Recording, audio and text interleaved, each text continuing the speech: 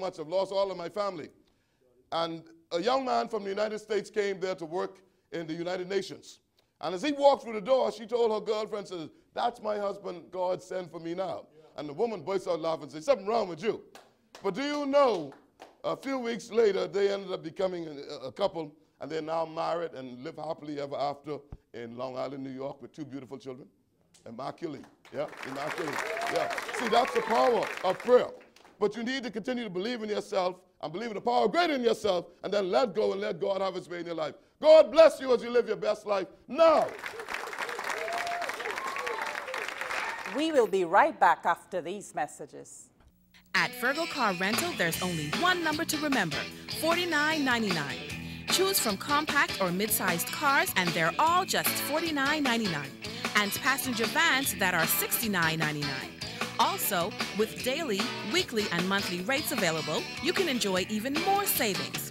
Visit us at any one of our convenient locations or enjoy our courtesy shuttle pickup and drop-off service to all hotels and airports.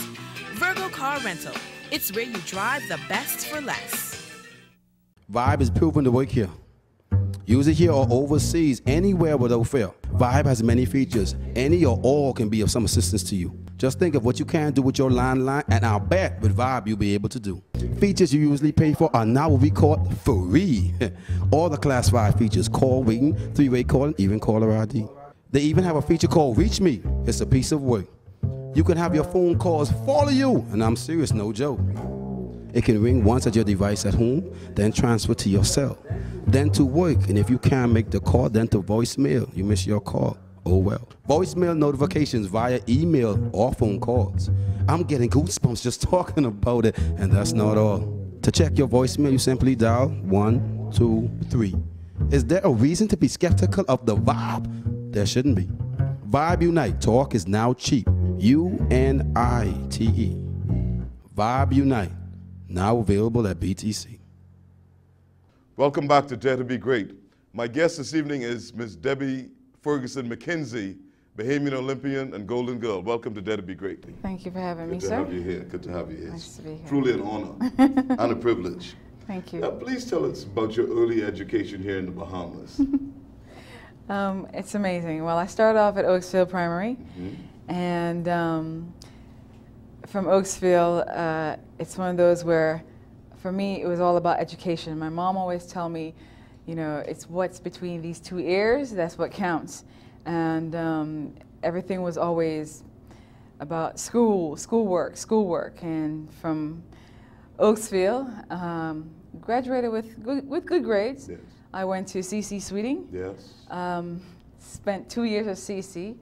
At one point, I think I remember at one point, I had a 3.75 that year. Wow. And for some reason, I cried because every other time my GPA was either 3.99 or 3.90 Wow. or 4.0.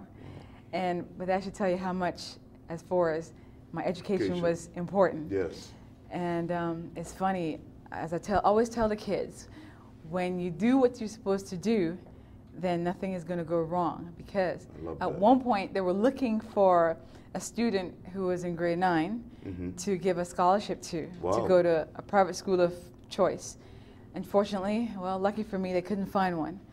And somebody, it was she passed away, but Miss Redhead, Judy Redhead, said that we have a student, but she's only in grade 7. Anyway, so they decided to wait 1 more year, so I went grade 7, grade 8, and got a scholarship to go to pass the test for St. Andrews, and I went to St. Andrews. Wow, wonderful, wonderful, so. Good stuff, wonderful, wonderful. Now, I can still see you very vividly winning all those races in the Cayman Islands at the Carifta Games in 1995. Yes. Tell me, did you have any inkling early on in life that you were going to become an Olympian? Not at all. At least in the beginning, you know, I did it because for me, that was my way of belonging to a group, something positive. You know, I remember when I made the youth CAC team, and then at one point we traveled to Cuba and some of the neighboring Caribbean islands. I was like, wow, I could travel outside the Bahamas. You like this is that. good. You got used to that. Exactly. Yes, yes. And I honestly never dreamt of being an Olympian. I don't remember at what age, but I remember saying something to Pauline Davis when I remember meeting her. I said, Miss Pauline Davis, one of these days I'm going to be just like you. Wow, that's incredible. And it's amazing how that's incredible. it actually came true. That is incredible. Wow, that's incredible. Now, who were some of your early influences? Wow. I mean, for me, apart from my mom, one of my biggest influences was Mr. Frank Pancherami. Yes, great man. Yes, he was actually been my coach from then and even still now. He's one of those, he's been a great mentor. If you tell me, go jump off the bridge. Yeah, you follow him I close. follow him, exactly. Yes, yes. So it's just amazing. And then you had people like Mr. Thomas A. Robinson. Yes. You know, of course, but my pastor, I grew up in the church, Pastor Donnie Storr. Oh, really? Yes. And he's an Exuma man. exactly. Yes, you know, and the list continues. Earl of Bethel, Miss Nesbitt. It's like Miss Lockhart. It's a continued list of individuals who I admire. Right. Wow. And very outstanding citizens. Wow. So. Wow. Powerful, powerful, Yes. powerful. Just recently, as a matter of fact, I think yesterday there was a report in USA Today, interesting report on student athletes. And what they're really saying is that a lot of student athletes were advised to go and take courses that they could easily pass. How were you able to manage as a student athlete in university? You know, it's one of those where I said, my first most as far as attending University of Georgia, it was still about academics. That was first. And then being a track athlete was second. You know, I think up to this day, I look back and I smile because I was so naive. I thought when I went to college that everybody just studied. Right. I didn't realize that people actually partied.